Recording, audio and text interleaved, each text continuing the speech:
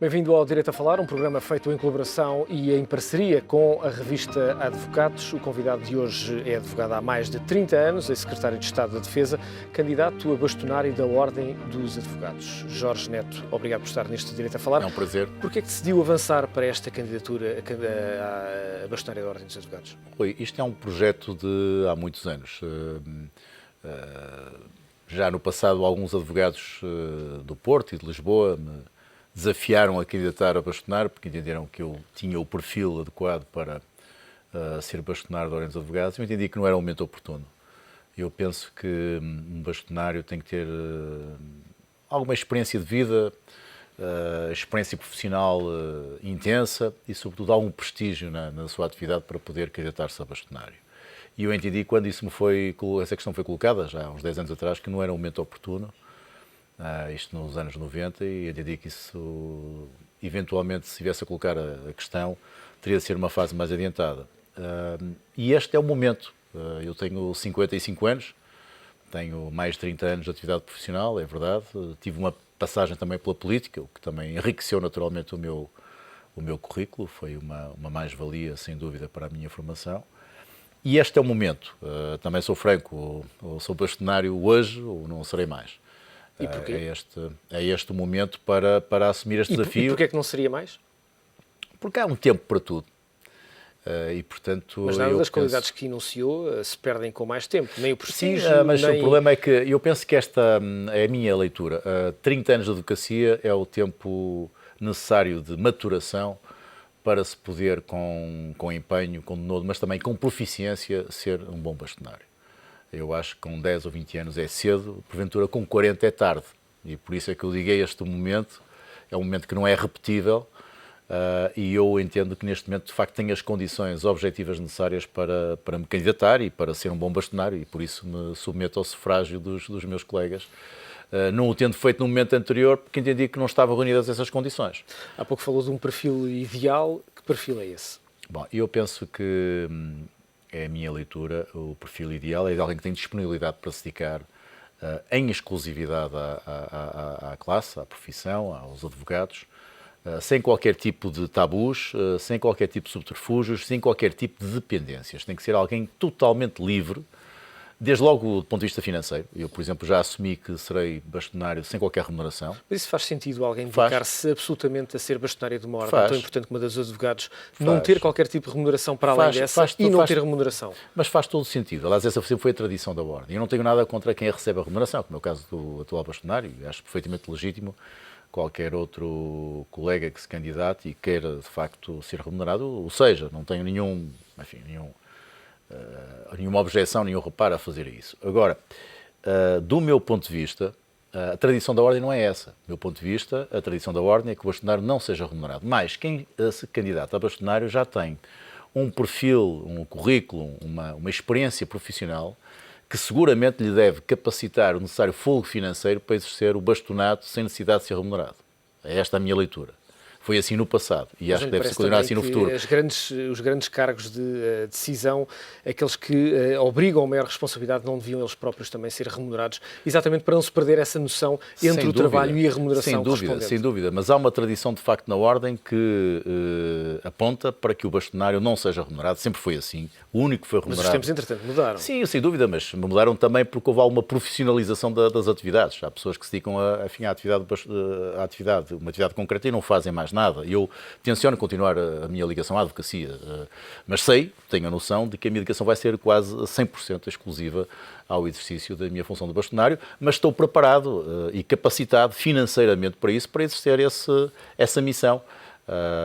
É uma tarefa de facto missionária, mas é uma honra e será um privilégio, se for eleito bastonário, realizá-lo em prol de um ideal que é de facto a dignificação da advocacia. O que é que leva um advogado que, como diz, está numa situação financeira confortável a dedicar-se a ser bastonário, que é obviamente um cargo que calculo que não seja livre de dores de cabeça? E vamos falar com toda a frontalidade, acho que é a coroa de glória de qualquer advogado, é ser o líder da sua profissão, ser bastonário da Ordem dos Advogados. É a ambição de qualquer advogado que se preze, do ponto de vista do auge da sua carreira, é ser o primus inter pares dos seus colegas, enfim, sem qualquer desprimor, naturalmente, para quem não foi ou quem não quer ser bastonário. E, portanto, desde logo, acho que do ponto de vista pessoal é uma realização de grande responsabilidade, mas também de uma honra elevada. Mas, obviamente, que não é só uma questão de vaidade pessoal ou uma questão de ambição pessoal. Enfim, quem quer ser bastonário tem que ter um projeto concreto. Não é só, mas também é. Também é. Enfim, vamos falar claro. Eu penso que ninguém é bastonário por masoquismo ou a contragosto. Enfim, as pessoas são candidatas a bastonário e querem ser bastonário também por realização pessoal. E eu assumo isso com toda a frontalidade, não tenho nenhum pejo em assumi-lo. Mas não é só, é evidente, não é só, isto não é uma questão de vaidades. Enfim, ser bastonário é uma responsabilidade ingente, particularmente nos tempos difíceis que a advocacia e a justiça em Portugal atravessam. E, portanto, quem quer ser bastonário tem que ter um projeto concreto para a Ordem dos Advogados, um projeto que seja aliciante, que seja mobilizador, galvanizador e que entusiasme a classe. De outra forma, provavelmente não colherá o sufrágio dos seus pares. Porquê é que decidiu avançar tão cedo para esta corrida eleitoral que ainda vem tão longe? Não é assim tão cedo. Repara, de facto, as eleições são só em novembro de 2013. Habitualmente, os candidatos anunciam a candidatura com 6 ou 8 meses de antecedência, aquilo que eu tive a oportunidade de escrutinar relativamente àquilo que foi passado, mas estamos numa situação muito particular. É o fim de um ciclo, que é o ciclo do Dr. Marinho Pinto, de dois mandatos muito polémicos, muito controversos, naturalmente com os seus aspectos positivos, com os seus aspectos negativos. Estamos também num momento também crucial da própria advocacia e da justiça, com uma reforma profunda que neste momento está a ser levada a cabo da justiça, em que a Ordem dos Advogados, infelizmente, está arredada ou está posta de lado. E, portanto, eu penso que é este o momento de lançar a candidatura, com tempo, com serenidade, com ponderação, ouvindo e auscultando os colegas, que foi o que eu, aliás, realizei ao longo do último ano. Eu já há um ano que tomei esta decisão, embora só tenha anunciado no passado dia 4 de outubro na Ordem dos Advogados. Há um ano que tomei a decisão de candidatar a bastonário e andei durante um ano, de uma forma mais ou menos anónima, a percorrer o país de les a les, a jantar com advogados de norte a sul, e acolher contributos e ideias para perceber o pulsar dos advogados na situação difícil que o país atravessa. E foi muito enriquecedor, deixe-me dizer-lhe. Aquilo normalmente se designa como pré-campanha. Uma pré-campanha, mas foi muito enriquecedora, mas uma pré-campanha também para alicerçar e fundamentar a minha determinação de me candidatar a bastonário. Se eu tivesse percebido ao longo deste ano que, efetivamente, não teria a receptividade que esperava, provavelmente não teria tomado a decisão como tomei, definitiva e irreversível, de me candidatar e de anunciar essa candidatura como fiz no dia 4 de outubro. Acho que tenho as condições necessárias do ponto de vista da receptividade das minhas ideias e da própria, enfim, da minha pessoa. Enfim, esta é uma eleição também muito pessoal, a personalidade tem muito, o caráter do candidato tem um peso específico muito grande nesta eleição. Se eu não tivesse sentido essa receptividade, naturalmente também não teria assumido, como já assumi, irreversivelmente a minha candidatura no dia 4 de outubro. Há pouco falava da reforma da Justiça. Os advogados estão arredados, utilizando as suas palavras. Infelizmente estão. Porquê é que acha que ficaram arredados desta tão importante Bom, reforma? Penso que isso tem a ver, desde logo, com um choque de personalidades que é manifesto e é incontornável entre o atual bastonário e a senhora Ministra da Justiça.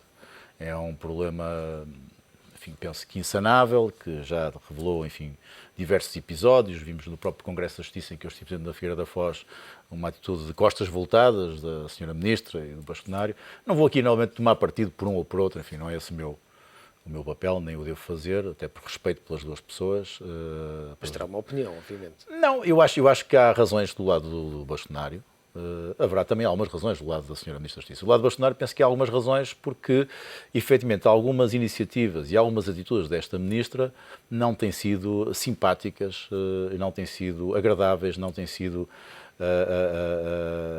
encomiásticas do ponto de vista do prestígio e da credibilidade da advocacia. Estou-me a acordar em concreto do apoio judiciário. É, porventura, o momento, é o clímax dessa relação conflituosa, é o momento em que a Ministra da Justiça resolve enviar para a Procuradoria-Geral da República toda a matéria do apoio judiciário, lançando um labéu generalizado sobre os advogados e sobre a existência de fraude, o que, aliás, o tempo veio a revelar frustre e completamente infundado. Mas criou, de facto, um estigma negativo sobre a profissão. O bastonário, na altura, reagiu e bem, e eu não posso, nessa matéria, deixar de estar solidário com ele, como também com muitos outros dirigentes da Ordem, de Conselhos Distritais e muitos advogados que se insurgiram contra essa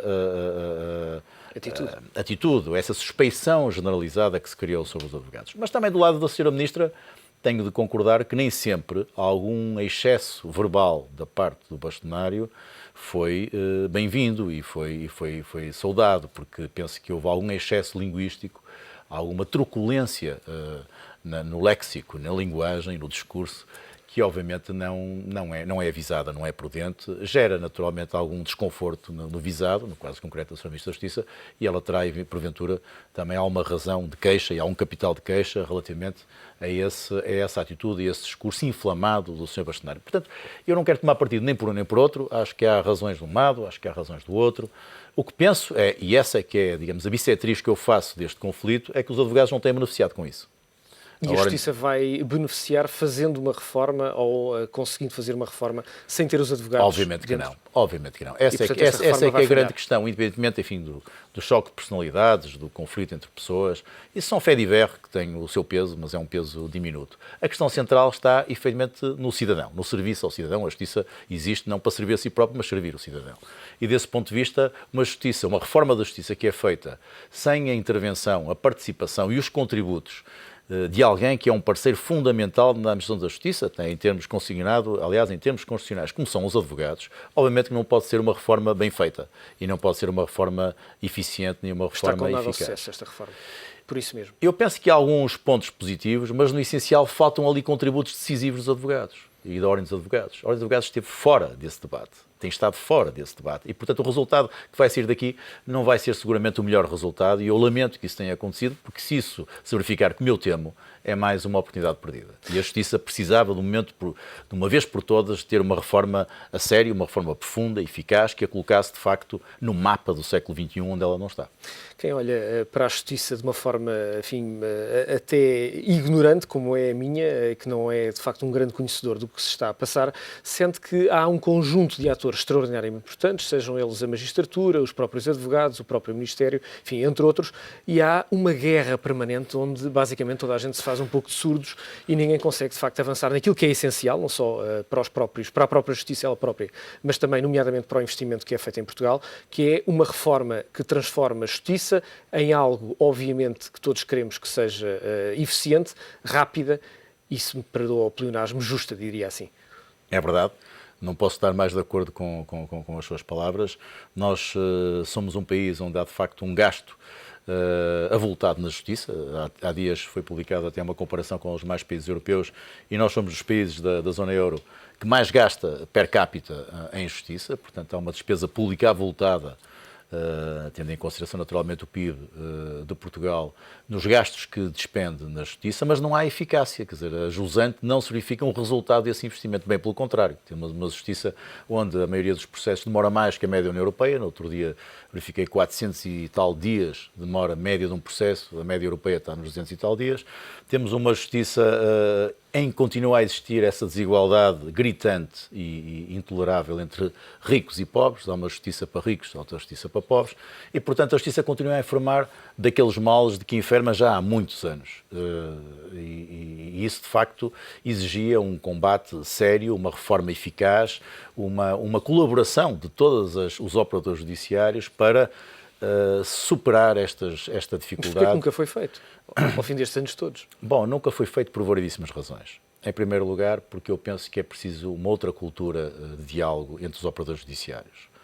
E eu defendo isso e vou tentar, sendo eleito bastonário, pugnar por um novo status quo no relacionamento entre advogados e magistrados, desde logo. Eu tenciono, de facto, criar um novo clima de cooperação e de colaboração entre magistrados e advogados, de respeito mútuo. Enfim, não é admissível que o magistrado trate um advogado como uma pessoa subalterna ou que um advogado também trate com desconsideração, desrespeito a um juiz. Mas há, de facto, muita acrimónia, há muita crispação no relacionamento entre advogados e juízes. Isso é preciso ultrapassar e tem que haver alguma pedagogia no sentido de ultrapassar essa crispação. Eu, por exemplo, já anunciei, tenciono, uma das minhas primeiras medidas será visitar o SES e tentar ter um discurso aberto, de coração aberto, com os candidatos a magistrados, dizendo que os advogados são um parceiro fundamental do Estado de Direito, da administração da Justiça e que existem no sistema judiciário para colaborar também na boa administração da justiça com os juízes, numa posição de plena igualdade. Eu tenciono ter essa ação pedagógica, e isso é importante que se faça, e não estar constantemente em quesílias, em querelas inúteis, que só de facto agravam o relacionamento entre magistrados e advogados e não contribuem em nada para a melhoria da justiça. Esse coração aberto que falava não o impediu dizer que o Conselho Superior de Magistratura necessita uma profunda reorganização. Necessita. E eu tenho para mim, e aí, enfim, comungo um pouco de algo que foi já pensado por outros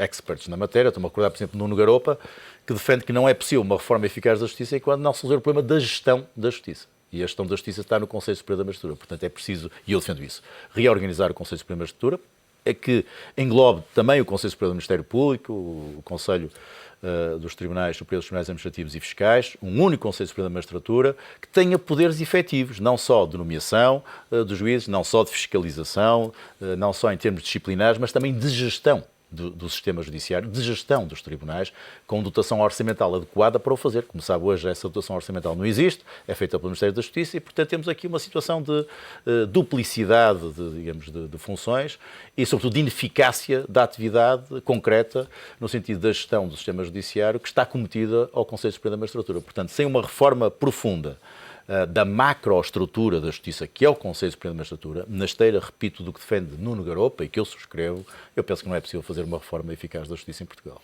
Produzem-se demasiadas leis em Portugal?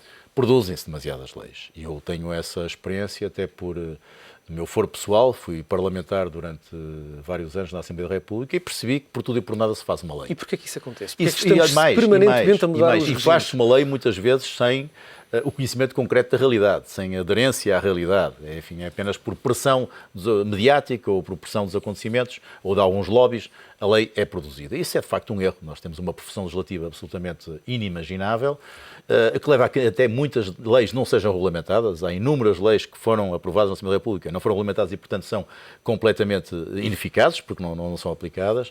Isto revela, de facto, algum desnorte, revela, de facto, alguma desconsideração daquilo que deve ser a produção legislativa e a eficácia dessa produção legislativa.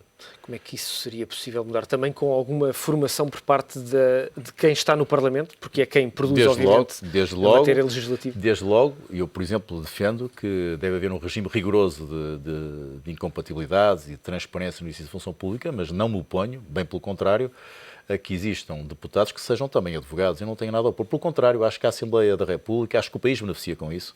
E os advogados também. Eu gostava, de facto, de ter excelentes juristas na área da produção legislativa, que pudessem fazer o escrutínio e o crivo de uma boa lei. Portanto, não tenho nada a opor quanto a isso. Outra questão é a questão das incompatibilidades e da transparência do exercício das funções, onde temos de ser manifestamente rigorosos e exigentes. Mas, para além disso, penso que era necessário pensar em qualquer coisa, como existe, por exemplo, no Reino Unido, que é um departamento de peritos, de especialistas, de professores, de advogados, de magistrados, que faça uma espécie de crivo ex ante das leis que são produzidas. Um departamento que, não do ponto de vista, não para substituir ao legislador, enfim, não quero aqui pôr em causa, mas para avaliar a legitimidade do poder legislativo, nem o princípio da separação de poderes, mas para avaliar dos erros, das contradições, dos paradoxos que muitas vezes um diploma legislativo contém e que os deputados ou o próprio governo não se apercebe. Este corpo técnico que existe no Reino Unido, um impact assessment, legislative impact assessment, um corpo de verificação e de avaliação do impacto legislativo de determinadas leis, poderia, a meu ver, resolver muitos problemas que se criam hoje no domínio da interpretação das leis e que muitas vezes criam inutilmente litigiosidade. Porque uma lei obscura, uma lei pouco clara, uma lei contraditória gera conflitos e, ao gerar conflitos, vai acumular serviço nos tribunais, vai criar mais litigiosidade.